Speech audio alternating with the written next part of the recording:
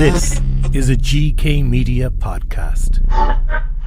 Wayne Mullins, founder of Ugly Mug Marketing, and you're also the creator of the Agency Accelerator and author of the book Full Circle Marketing, which is available on Amazon. Thank you so much for joining me today on Garry Talks. Thank you, Gary. I'm excited for our chat this morning. You're over in Louisiana, is that right? That is correct. What is, for someone who lives in the west of Ireland who has never been over that side of America, what is Louisiana like as a place? Right now, so it's summertime, it's very hot, very humid. In the mornings, you can't go outside even, 5, 6 in the morning without it just being sweltering. You sweat just going outside because the humidity is so high. But in the wintertime, it's an absolutely wonderful place to live. Temperatures between 40s typically and 60s, 70s during the day. So it's a beautiful place in the winter. It's definitely warm in the summer. Okay, it's a bit like the opposite to Ireland. During the winter, it's just bleak, grey, dull. The summer, where we get a few days of sunshine, it's quite a nice place to wander around. Let's dig into marketing, and I know you focus on a small group of clients rather than these agencies who have hundreds, if not thousands of clients. So I find that really interesting, and to be honest with you, more admirable as well, because I think you get to give more focus then on the individual. But I know you're doing it on purpose. What is your purpose for kind of focusing on a smaller group of clients on a consistent basis? Yeah, I think you're right. I think, we live in a very transactional world, right? And those transactions have made their way over into service-based businesses where we think about volume, we think about, high volume of people, low levels of service, right? We think of it in terms of just doing the thing and being done. I am of the belief and of the opinion that the absolute most effective marketing that anyone can do, regardless if you're for profit, not for profit, is this notion that you can turn ordinary customers into evangelists, into people who love you so much that they are willing to go tell their friends, go tell their family, go tell their colleagues about you. And so at the core of what we believe and the core of what we do is exactly that. In other words, we want to focus so much on our clients. We want to deliver not just results in terms of what they're paying us to do, but we want to deliver remarkable experiences to them so that they're willing to go tell friends, willing to go tell colleagues about us. And, I would say, and we can dive into this more, but I would say for anyone listening or watching that you've got to think about what percentage of your marketing budget is going to actually converting customers into evangelists for you. And I know from surveying people that it's usually a very small percent, and we've got to learn to lean more into that and spend more of our marketing dollars on existing customers than we do on finding new customers. It's interesting because it's going that extra step as opposed to just retaining a client. But as you say yourself, that client becomes an ambassador then for your business. Yep, absolutely.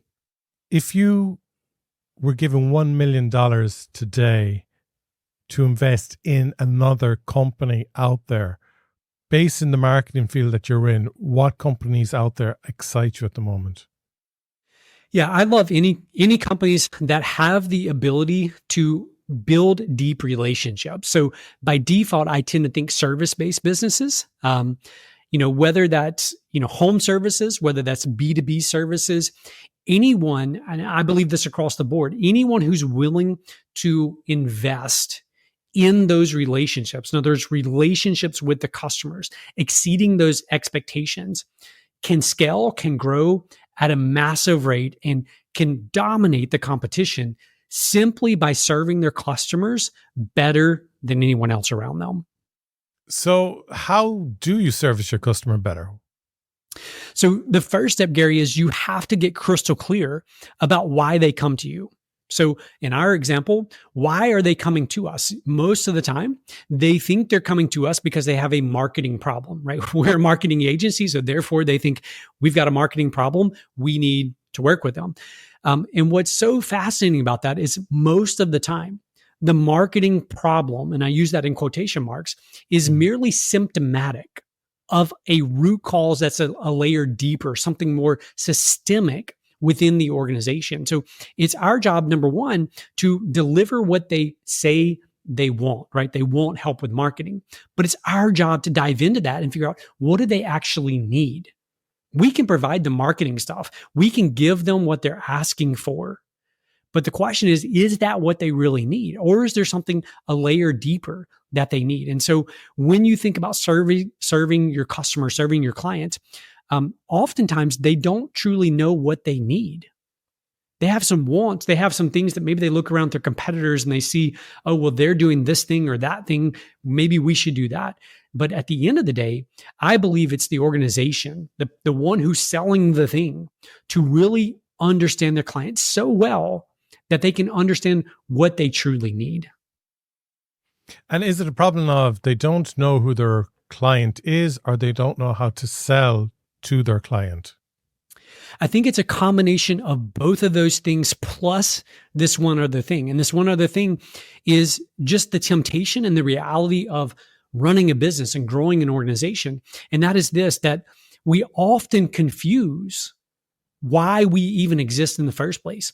All businesses, it doesn't matter if it's, a product-based business, a service-based business, all businesses exist to serve their clients, whether that's through the products or through the services.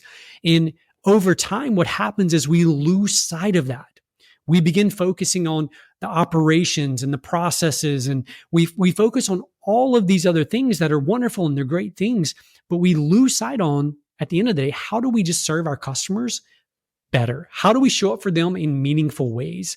And I think it was Earl Nightingale who said many years ago that if a business is struggling, the number one thing you can do for your business if it's struggling is to spend an hour a day thinking about how can we better serve our customers? Because at the end of the day, that will solve all of your business problems. And that's then communication really being key. I mean, you communicating with your client and that client communicating with their customer. Yep. To get Absolutely. that holistic solution. And if someone was starting up a business today, what's the first thing in marketing that they should focus on? Not to say the same thing again, but it's got to start with understanding that customer. We've all heard of, or maybe we haven't, but customer avatar. You build this fictitious character who embodies or represents your perfect customer. And that's a wonderful exercise. It's a great place to start. But the problem with that exercise is it forces us to think analytically about a human being. It forces us to think about, facts and figures and demographics and income levels and, all these things that are very analytical. And what's missing from that is the fact that virtually all human beings make decisions based on emotion first, and then they justify with logic. So there's this wonderful exercise that we teach called the magic journal page. And the super high level version of this is that you need to write a journal page from the perspective as if you are your customer. You need to express the emotions, the feelings, the frustrations, the pains, the desires, the goals, what's happening in their personal life, right? The challenges with raising kids, the challenges maybe that they're facing in their career or, with family relationships, whatever that may be. When we tap into the emotion of the person, all of our marketing, it doesn't matter if it's a website, it doesn't matter if it's a social media post, all of our marketing cuts through the noise and speaks directly to those people, and it resonates. It cuts out all the competition because we're speaking directly to the human being. So for someone starting off a business, how do they make that emotional connection? What can they do to create a potential customer getting that emotional connection with them? Is it that they put themselves out there more, creating more online content, let their personality shine through? Yeah, I would say go spend time with your customers, with your target audience. Go spend a day with them. See what their day is like. Ride with them, as they carpool their kids to and from school or to and from activities.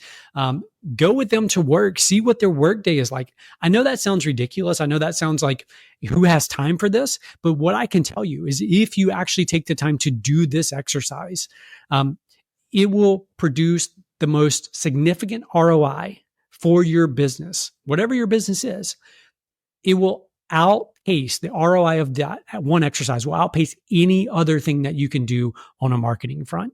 And I guess you're also given the opportunity to see what their pain points are. Yeah. What are their blockades? Yeah, because we make assumptions, right? We make assumptions. And the problem that we run into as entrepreneurs, as business owners, the problem we run into is we have to wear so many different hats throughout the day that we lose sight of that emotional connection with our audience. But to circle back to the question of where I would start, number one, it starts with the audience. And it's getting crystal clear about identifying who those people are. The old adage that if your product or your service is for everyone, it's for no one. And so getting crystal clear about who those people are. The next step is we have to figure out where we can go to communicate with those people, right? Where are they? Are they on social media? Maybe so, maybe not. Are they available via direct mail, right? Or are they available via phone, right? Do we need to pick up phone call and actually call these people? Our first objective with all marketing is we have to turn these strangers, these people who we know would be a good fit, they would receive value from our product or service. We have to take them from strangers who don't know about us into friends. And to do that, there's two ingredients. They have to know about us and they have to like us. They have to like what we stand for, what we represent. And there's a good point you mentioned there as well, because a lot of people think, oh, maybe I need to start up a TikTok account because that's what's popular at the moment, or maybe I need a website because there's so many things I'm going to sell online. But you hit the nail on the head by saying, where are your customers at? Yep. And then you figure out the platform or the medium you need to use to actually reach them. Yeah. And do you still see traditional media having a strong position in the overall world of marketing and communication, or especially with artificial intelligence growing significantly over the last few years, is it just the digital evolution going to completely wipe out traditional marketing? So it goes back to what we were just discussing. It's clearly understanding where your strangers are. Where are those people? So if they're not on digital, if they're not on social, then don't go there. Go traditional. Absolutely, traditional has a place. It has a role in your marketing efforts, assuming your audience is consuming that form of media, right? One of the biggest mistakes that we see customers making, clients making, is they look around at what their competitors are doing. So they see their competitors are on TikTok or on Instagram or on whatever, you name it. And they think because they're there, right, their competitors there, that they need to be doing the same thing. And here's the reality. That competitor probably ended up doing those things because they saw someone else doing it. So we have all of these people following the leader with no real strategy, no real logic behind why they're doing it, other than everyone else seems to be doing it. We should probably do it. That is the most ineffective and inefficient way to market your business. And that's people taking shortcuts. Ultimately, they're seeing what others are doing rather than organically figuring out what they need to do. Yeah. I mean, I would go as far as saying this, Gary, that, if you want to succeed in marketing today, in as chaotic and as confusing as it could be, go look around at what all your competitors are doing and then do the exact opposite. You will cut through the noise. You will stand out. You will be so different from everyone else. We often think of, how can I be better than the competition? How can I get a little better? How can I provide better service? Or how can I do these things better? We need to think different, not better. Excellent. I love that. That's going to be one of my key takeaways from this. Artificial intelligence, is that like it is the future? Do you see it having a huge role in the world of marketing? Yeah, absolutely. I mean, I think, with artificial intelligence, right now it is the gold rush. So here in the States, the gold rush took place and everyone moved west to California to be a gold prospector, to try to find gold. And they say in the early days of the gold rush that you could literally just walk around in certain places in California and there was gold just laying on the ground. But here's the fascinating thing about this, Gary, is that the people who made the most money during the gold rush were the people who sold the tools and equipment to the gold prospectors. It was the ones selling the shovels and the pickaxes and all of those other things. They're the ones who made the most money. And I see the same thing happening today with AI. The people making the most money off of AI and from AI are the people who are teaching other people how to use AI. And so I say that to say this, that just because everyone else is jumping on the AI bandwagon right now doesn't mean that you have to do the same thing. Now, I don't think you should completely ignore it, but I also don't think you should be investing everything you've got in AI in terms of a marketing perspective. Let it serve purposes. Let it help you become more efficient with what you already are doing. Start there. That's the best place to start. Don't try to reinvent your entire marketing strategy based on this new tool. Instead, learn how to use it as something that produces more efficiency with what you're currently doing, and then begin exploring and examining other ways that you could leverage that tool, maybe to replace things or to automate things as you continue building it out. Yeah, because I know some people have just taken this giant leap into it and they've actually lost that real personalization element of their work and their projects because they're just letting AI do it all. And again, it goes back to even originally what you were saying, is this whole thing of building volume and increasing turnover, but they're actually losing so much more in terms of the quality of the service. What you consider the riskiest thing that you've done in business that paid off? Yeah, I mean, as an entrepreneur, I think it's easy to take risk in the early days, but I think there's a big difference between risk and recklessness. Right. And I see this time and time again. People come to me with ideas, or, they're maybe considering leaving a career and starting an agency, or leaving a career and starting a business. And in their minds, they don't understand that there's a difference between risk and recklessness. And the difference, at least for me, is this, that when we think about taking a risk or doing something that seems quote unquote risky, I like to think of it in terms of doors. So there's one-way doors that open and close one direction. And then there's revolving doors, right? The kind that go around in a circle. And when we think about risk, we have to ask ourselves, is this a one-way door or is this a revolving door? So in other words, if I take this chance, if I do this thing, how difficult is it going to be for me to get back to the same position that I was in before? Now, that could be metaphorically, right? Back into the same. So let me give you a real example. For me, I left a corporate job, advertising sales. I left a corporate job. And to a lot of people, that was... Why did you leave it? Yeah. So I left it for this one reason. When I started in sales, which I'm a huge fan of sales. I love selling. I love studying sales. It's all about human psychology, and I absolutely am fascinated with the way humans make decisions. But when I started in sales, I was absolutely terrible, horrific. And over the course of 3 years, I poured myself, like literally, every evening, every weekend, I was studying sales. I was knocking on doors, getting doors slammed in my face. I was a student of selling, still am to this day. But as I got better and better at selling, what I noticed was that the amount of revenue that I was bringing in for the company was going up at a fairly drastic rate, but my pay was only going up at an incremental rate. And so as that gap got bigger and bigger, I said, I wonder what would happen if I actually went and sold something for myself, right? So I could keep more of that margin for myself. And that's what ultimately led me to look at that door and say, you know what? If I step through this door, if I leave this great corporate sales job and start an agency and it fails, how difficult would it be for me to get another advertising sales job? Yeah, I mean, there may be some challenge. It may not happen in a week, it may not happen in a month, but I could probably, based on my history, get another job. So that would be a revolving door. That would be taking a risk. That's not reckless. And so when we think about those risks, we have to ask ourselves, how difficult would it be to get back in a similar situation that I was before I took that risk? And with the Agency Accelerator, where you're helping agencies scale and grow further, what sort of issues are you discovering there that they kind of have as a collective group? Yeah, it comes down to two things. I mean, at the end of the day, I think this is true for all businesses. If you're going to scale, if you're going to get to that level where your business is kind of like the perpetual motion machine, right? That big flywheel that just keeps moving.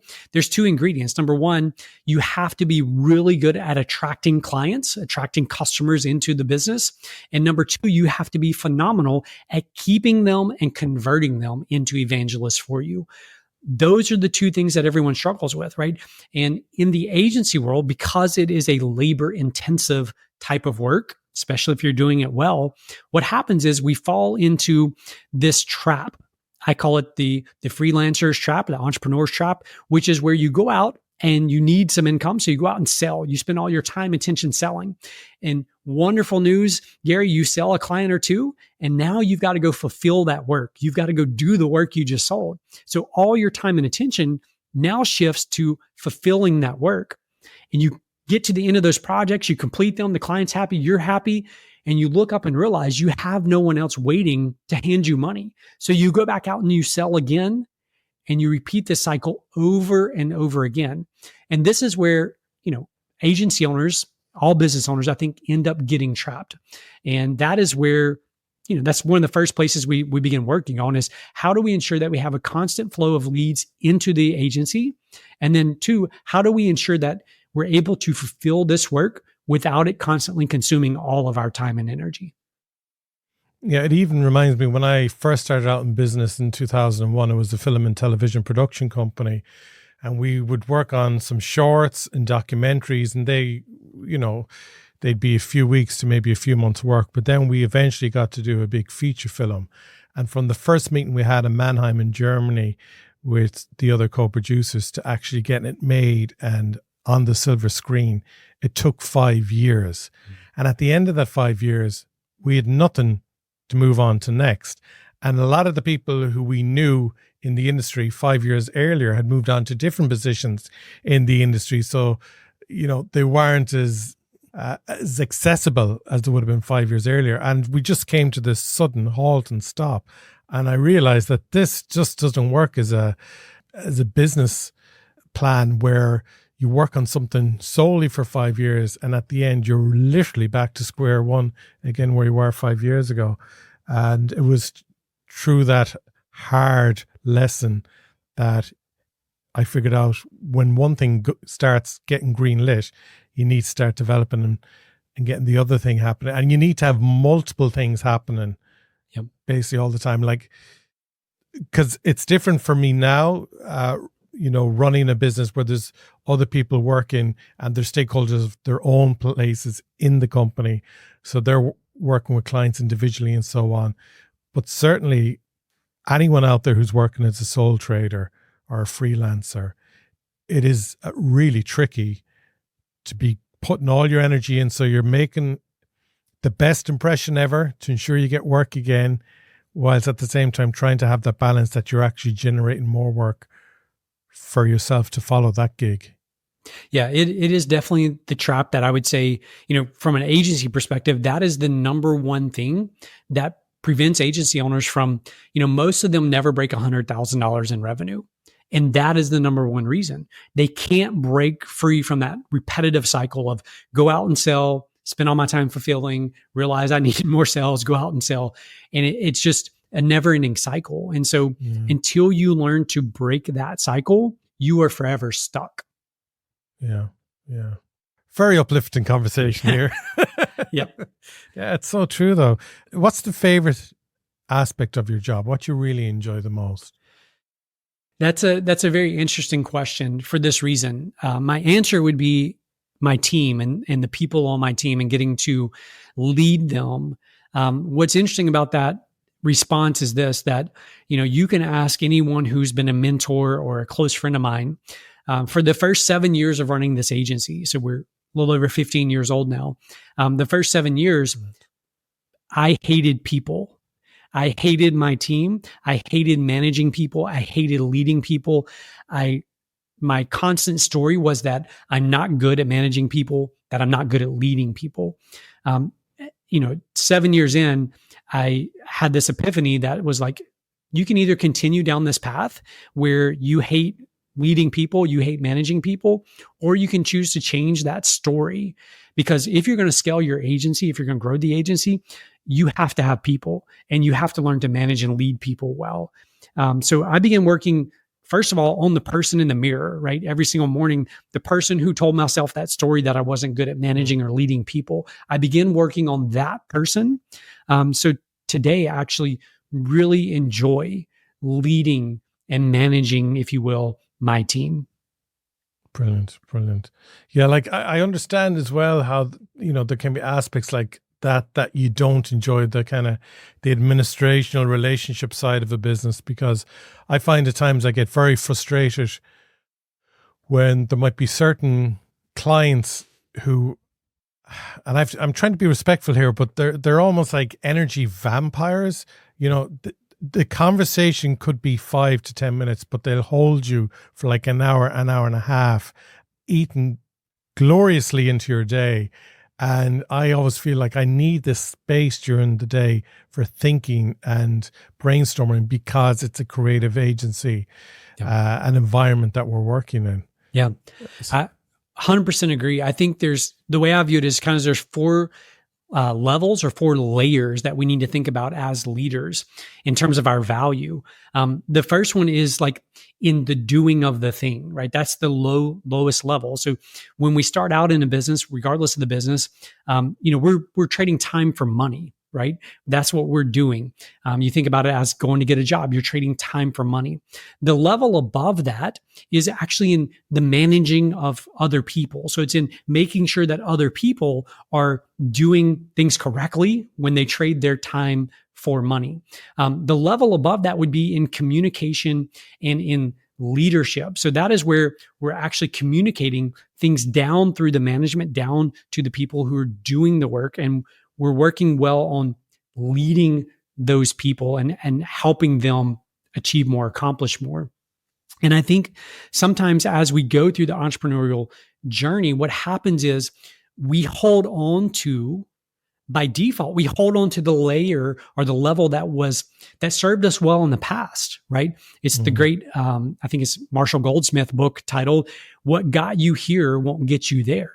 And yet, that is exactly what we do. We're holding on to those things in the past. We don't realize that we have to evolve. We have to change in order to lead and to grow at that next level. Yeah, so true. So true. I'm looking forward to reading your book, because I think we've had such a multi-layered, diverse conversation, because there's so much that could be covered and we could dig deeper into. But I just wanted listeners to kind of see the broadness and variety and knowledge that you have. I mean, anyone 15 years in business, and certainly in the marketing world as well, and then going out helping others and having that ear to the ground style of communication and growth as well, I think is really important. So it's been absolutely fascinating chatting to you today, Wayne. Thank you so much for joining me on Garry Talks. As I said, the Agency Accelerator is the program that Wayne created for agencies out there looking to grow. And certainly if you're stuck at that area we were talking about, that 100K turnover, and you want to, leap higher and grow much, much bigger and crack that issue you might have of just not growing enough clients for yourself, check out the Agency Accelerator. And to get lots more tips and insights, go to Amazon and look for the book Full Circle Marketing, and uglymugmarketing.com is the website to get more information about Wayne and his business. Wayne, thanks a million for joining us today on Garry Talks. Thank you, Gary. I've enjoyed our conversation.